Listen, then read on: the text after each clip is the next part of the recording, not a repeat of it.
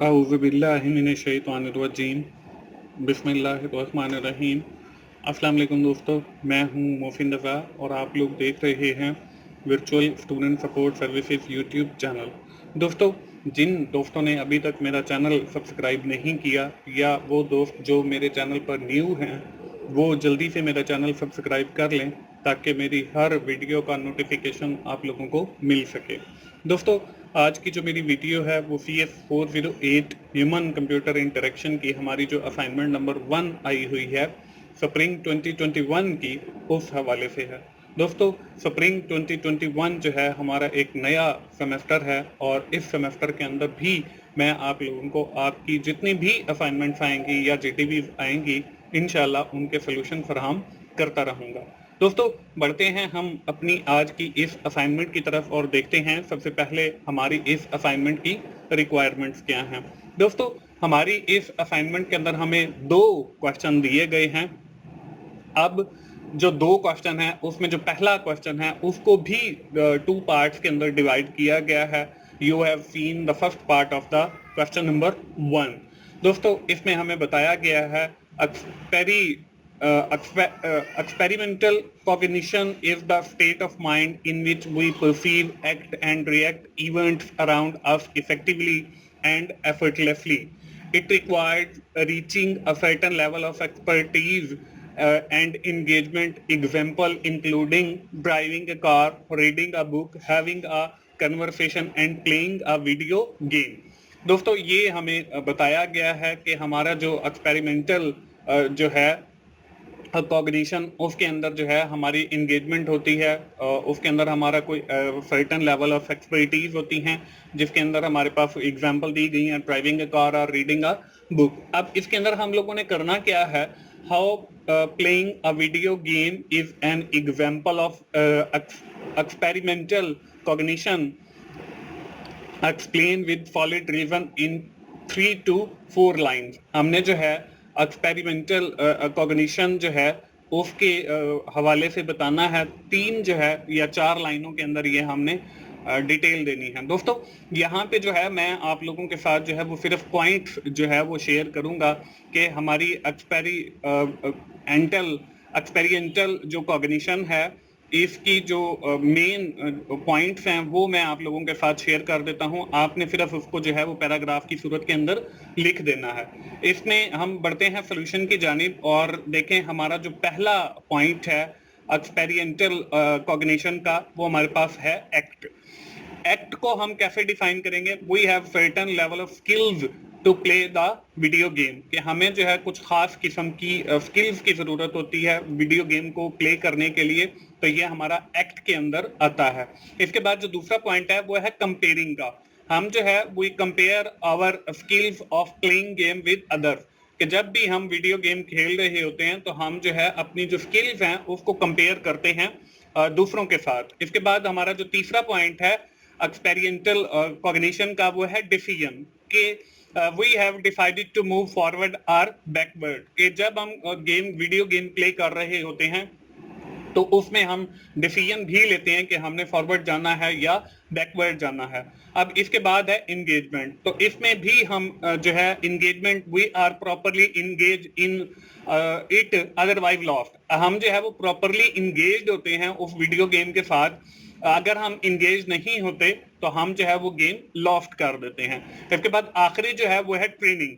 अब ट्रेनिंग में क्या है, we have required certain level of training to play the video game, हमें जो है किसी भी वीडियो गेम को खेलने के लिए जो है वो कुछ एक सर्टेन लेवल की ट्रेनिंग की भी जरूरत होती है। हमें पता होना चाहिए कि किस की से जो है वो फॉरवर्ड जाएगा, किस की से जो है वो बैकवर्ड जाएगा, या किस की से क्या फंक्शंस परफॉर्म होते हैं, तो ये ट्रेनिंग की भी हमें जरूरत होती है। अब ये मैंने यहाँ पे आपको पॉइंट्स की सूरत में दिखाया है, आप लोगों ने क्या करना है, आप लोगों ने इसको 3 या 4 लाइंस के अंदर एक्सप्लेन करना है, यानी पैराग्राफ की सूरत में आप लिख सकते हैं we have certain level of skills to play the video game, और हम ये भी लिख सकते हैं कि these skills can be related to the experiential cognition, और हम आगे ये भी लिख सकते हैं कि in playing the video game we are comparing ourselves with others and decide many decision to move forward or backward or any other thing like that. और उसके बाद when we are playing the video game, we are properly engaged in the video game and we are taking certain decision in it. और उसके बाद आखिर के अंदर आप लिख सकते हो कि for playing the video game we have required certain level of training, हमें जो है वो सर्टेन लेवल, आप इस तरीके से जो है इसको पैराग्राफ की सूरत के अंदर 3 या 4 लाइनों के अंदर लिख सकते हैं. All these factor act comparing decision engagement and training related to the experimental cognition, और ये सारे हमारे एक्सपेरिमेंटल जो कॉग्निशन है उसके अंदर आते हैं. तो दोस्तों इस तरीके से हमारा क्वेश्चन नंबर 1 सॉल्व होगा उस पार्ट ए. उसके बाद हमारा क्वेश्चन नंबर 1 का ही जो है वो पार्ट बी है. Reflective cognition involves thinking, comparing, and decision making. This kind of cognition is what leads to new ideas and creativity. Example include designing, learning, and writing a book. अब इसके अंदर हम लोगों ने क्या करना है, how designing is an example of reflective cognition, explaining with solid reason in 3 to 4 lines. हमने जैसे एक्सपेरिमेंटल कॉग्निशन को रीजन के साथ जो है वो एक्सप्लेन किया, इसी तरह हमने जो है रिफ्लेक्टिव कॉग्निशन को भी एक्सप्लेन करना है. अब रिफ्लेक्टिव कॉग्निशन के भी कुछ पॉइंट्स मैं आप लोगों के साथ शेयर कर लेता हूं, लेकिन आपने जो है उसको पैराग्राफ की सूरत में लिखना है. यहाँ पे जो है हम बढ़ते हैं इसके सोल्यूशन की जानिब, और पहला जो है वो है thinking. When we are designing something, तो हमें जो है वो एक सर्टेन लेवल ऑफ थिंकिंग, यानी कि हमें सोचना पड़ता है. यहाँ पे लिख भी दिया है, we think then design anything. उसके बाद जो है वो रिएक्ट, कि जो हमने सोचा है या वो उसके हम आगे जो है रिएक्ट करेंगे. When we are complete thinking then react on the same, कि जो हमने सोचा है उसके ऊपर फिर हम रिएक्ट करते हैं. उसके बाद एक्सपर्टीज है, we need some expertise to design. उसके बाद है लर्निंग. अब लर्निंग में क्या, we have learn many things from each design. उसके बाद आइडियाज है, we have some new design in the latest version. ये आइडियाज के अंदर आ जाता है. अब हमने इसको भी पैराग्राफ की शक्ल में लिखना है, तो हम लिखेंगे कि when we are designing something, first of all we have think about it, हम इस बारे में जो है वो सोचते हैं. देन रिएक्ट ओवर थिंकिंग, फिर हम अपनी जो थिंकिंग है उसके ऊपर रिएक्ट करते हैं. We need certain level of expertise to design anything, हमें जो है डिजाइन करने के लिए जो है वो कुछ सर्टेन एक्सपर्टीज की जरूरत होती है. When we are designing something we have learn so many thing from each design, हम जो है उससे जो है हर डिजाइन से कुछ ना कुछ सीखते हैं. After completing our design we have think about it and take a new ideas or latest version of that design. हम जो है फिर उसके बारे में सोचते हैं और कुछ latest version जो है उस डिजाइन के लेकर आते हैं. All these things are related to the reflective cognition. ये सारी जितनी भी चीजें हैं ये हमारी रिफ्लेक्टिव कॉग्निशन से हैं. So that's why designing is an example of reflective cognition. तो जो डिजाइनिंग है वो हमारे रिफ्लेक्टिव कॉग्निशन के अंदर आती है. तो इस तरीके से आपने इसको पैराग्राफ की सूरत के अंदर लिखना है. दोस्तों यहां तक जो है वो हमारा क्वेश्चन नंबर जो 1 है वो कंप्लीट हो जाता है. इसके बाद बारी आती है हमारी क्वेश्चन नंबर 2 की.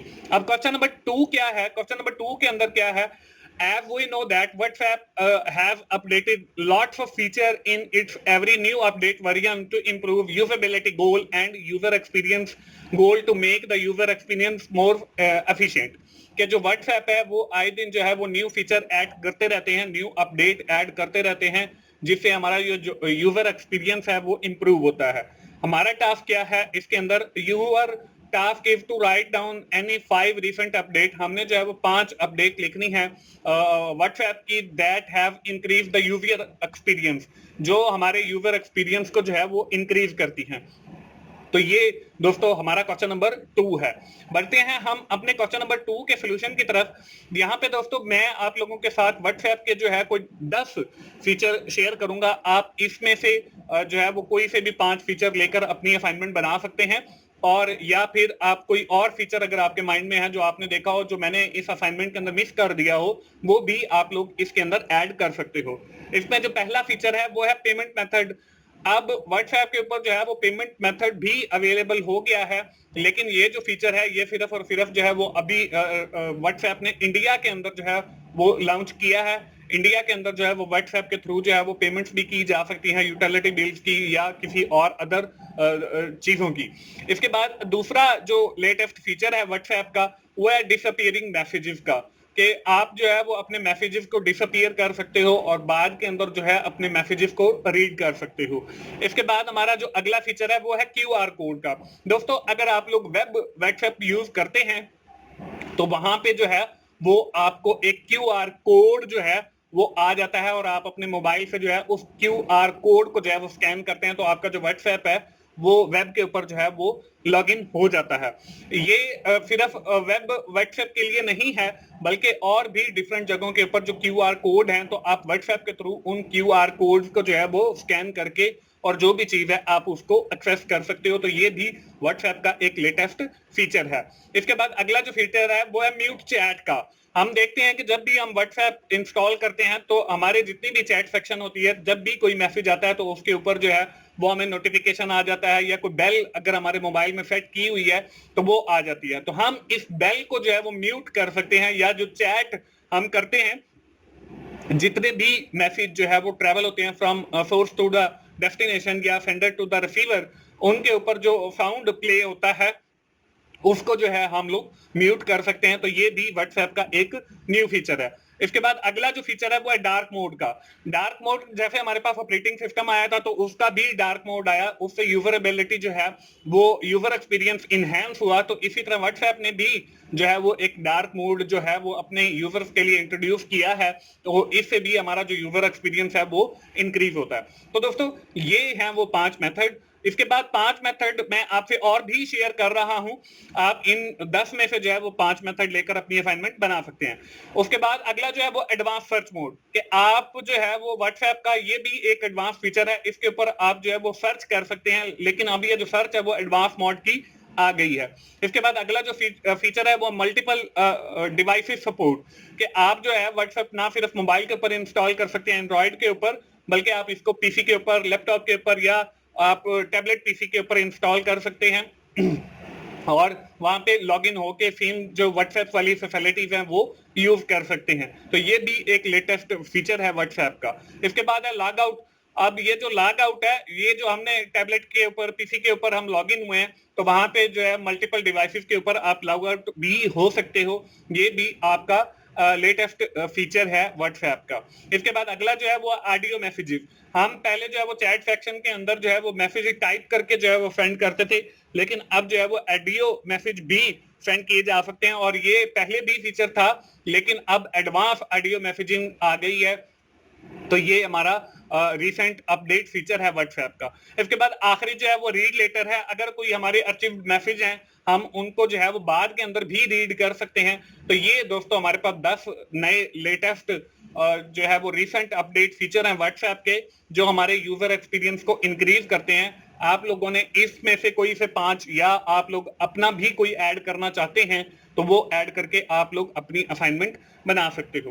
दोस्तों आखिर में मैं यही कहूंगा कि आप लोग 24/7 टीचर्स ऑनलाइन मेरा एक और YouTube चैनल है जिसके ऊपर आपके जो मुश्किल सब्जेक्ट हैं, जिसमें CS 101 है, MGT 101 है, CS 201 है, MGT 201 है, CS 601 है, CS 401 है, और भी मुख्तलिफ सब्जेक्ट हैं जो आपके मुश्किल हैं, उनके मैंने लेक्चर रिकॉर्ड करके 24/7 टीचर्स ऑनलाइन पे रखे हैं।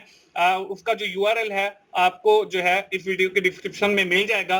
तो आप 24/7 टीचर्स ऑनलाइन चैनल को जरूर विजिट करें और वहां पे जो लेक्चर्स अवेलेबल हैं आप उससे जरूर फायदा उठाएं। दोस्तों अगर आपको मेरी वीडियो अच्छी लगी है तो आप इसे लाइक कीजिए, अपने दोस्तों के साथ शेयर करें जिनका ये सब्जेक्ट है, और इंशाल्लाह मिलते हैं हम अगली किसी असाइनमेंट सोल्यूशन के साथ या JDB सोल्यूशन के साथ। उस वक्त तक के लिए अल्लाह हाफिज।